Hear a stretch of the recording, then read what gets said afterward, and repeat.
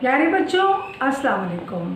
तालीम उर्दू रुक़ैया तारिक के संग के साथ रुक़ैया तारिक आपके संग और साथ साथ। प्यारे बच्चों, आज से पहले जो मैंने लेक्चर दिया था उसमें मैंने आपको तलख़ीस निगारी यानी ख़ुलासा निगारी के बारे में बताया था।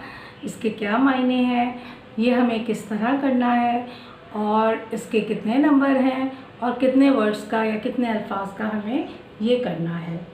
ये मैं सब बातें आपको पहले समझा चुकी हूँ। आज मैं आपको बताऊंगी, थोड़ी सी आपको मिसाल देना चाह रही थी ताकि आइंदा आप जो भी ख़ुलासा निगारी करें तो आपको आसानी हो कि एक पैटर्न आपके सामने होगा तो आप आसानी के साथ वो तमाम इबारत को देखकर आप आसानी के साथ ख़ुलासा निगारी कर पाएंगे। तो एक मिसाल के तौर पर मैंने एक आपके पास पेपर्स में से मैंने एक इबारत चूज़ की है। इसको आप अच्छी तरह सुन लीजिए, फिर मैं आपको बताऊंगी कि इस इबारत को हम कैसे ख़ुलासा निगारी में तब्दील करेंगे और अपने अल्फाज में कैसे लिखेंगे। ठीक है बेटा, आपका जो पेपर है उसमें किस तरह आता है, नीचे दी गई इबारत को पढ़कर इशारों की मदद से तकरीबन 100 अल्फाज का ख़ुलासा जहाँ तक मुमकिन हो अपने अल्फाज में लिखें। फिर आपको एक इबारत दी जाती है। जापानी ज़बान से निकला हुआ लफ्ज़ सुनामी साहिली लहरों के मायने में इस्तेमाल किया जाता है, लेकिन ये नाम उन लहरों की ज़बरदस्त और तबाहकुन ताकत का मज़हर नहीं है जो इन लहरों की खासियत है। जापान के कई इलाके मुतअद्दिद बार सुनामी का शिकार होकर तबाह व बर्बाद हो चुके हैं। एक यूनानी मौर्रिख ने सबसे पहले दरियाफ्त किया था कि सुनामी की वजह दरअसल समंदर की तह में मौजूद आतिशफिशा पहाड़ का फटना है। 20वीं सदी तक सुनामी के बारे में इल्म बहुत महदूद था। ज़ेर-ए-आब आतिशफिशा पहाड़ों के अलावा जौहरी तवानाई वाले हथियारों का समंदर में फेंका जाना या ज़मीन दोज़ तख्तियों का एक दूसरे से रगड़ खाना भी सुनामी का सबब बन सकता है। हत्ता कि अक्सर एक छोटे से गैस के बुलबुले का समंदर में फटना भी सुनामी का सबब बन जाता है। आज तक आने वाले 80% सुनामी बहरुल काहिल में रिकॉर्ड किए गए हैं। सुनामी के बारे में पेशिनगोई तो करना मुश्किल है, अलबत्ता उसका थोड़ा बहुत अंदाज़ा इस बात से लगाया जा सकता है कि समंदर का पानी सिर्फ थोड़ी देर के लिए साहिल से इतना पीछे हटता है कि ना सिर्फ ज़मीन दिखाई देती है बल्कि मछलियाँ भी साहिल पर पड़ी नज़र आती हैं। इसके साथ पानी के ज़मीन में जज़्ब होने की आवाज़ भी आती है।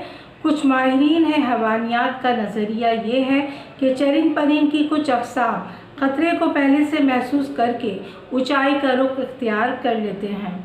अगर इस बात को मद्देनज़र रखा जाए तो सुनामी की तबाहकारियों से महफूज रहने की तदाबीर इख्तियार की जा सकती है।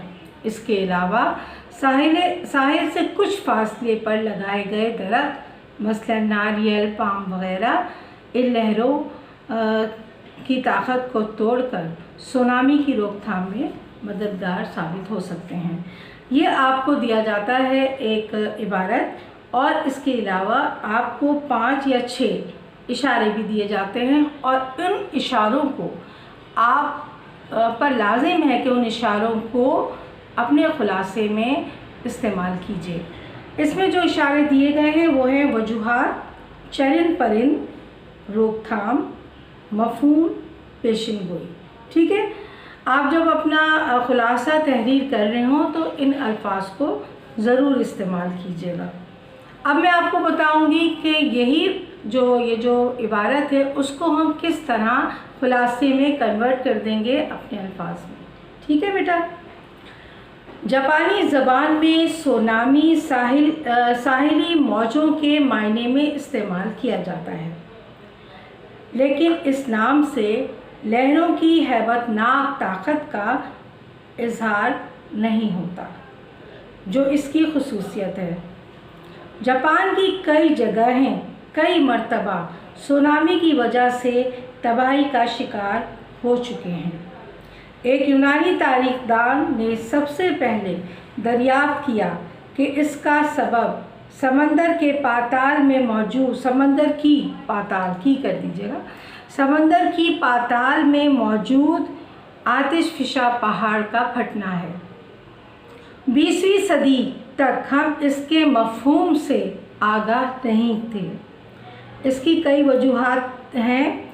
समंदर के नीचे आतिशफिशा के अलावा जौहरी तवानाई, ज़मीन दोस्त तख्तों का मिलना, इसके अलावा एक छोटे से गैस के बुलबुले का समंदर में फटना भी इसकी वजूहात में शामिल है। सुनामी की पेशेनगोई हम नहीं कर सकते। हाँ, अंदाज़ा लगा सकते हैं कि जब समंदर का पानी साहिल से पीछे हटने लगे, मछलियाँ साहिल पर पड़ी नज़र आएँ। इसके अलावा पानी ज़मीन में जज़्ब होने की आवाज़ आए। हमारे माहिरीन हैवानियात का ये नज़रिया है कि कुछ चरिंद परिंद की अक़साम ऐसी होती है जो ख़तरे को भांप लेते हैं और ऊंचाई पर चले जाते हैं। हमें इस बात को भी मद्देनज़र रखना चाहिए। साहिल के आसपास हमें नारियल और पाम के दरख्त लगाने चाहिए ताकि सुनामी की हम रोकथाम कर सकें। बच्चों, इसमें सबसे पहले तो आप देख लीजिए कि हमने ये पांचों जो अल्फाज दिए गए थे वो ख़ुलासे में हमने इस्तेमाल किए। मफ़हूम, वजूहात, पेशन गोई, चरिंद परिंद, रोकथाम। ठीक है, ये पांचों अल्फाजों को हमने अपने ख़ुलासे में इस्तेमाल किया और अपने अल्फाज का भी इसमें इस्तेमाल किया। उम्मीद है आपको अच्छी तरह ये ख़ुलासा समझ में आ गया होगा। पहले आप इबारत पढ़िए, फिर ख़ुलासा देखिए।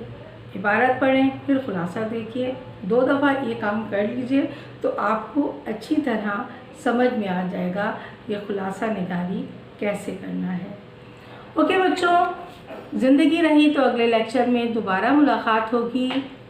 रुक़ैया तारिक को इजाज़त दीजिए। अल्लाह हाफ़िज़।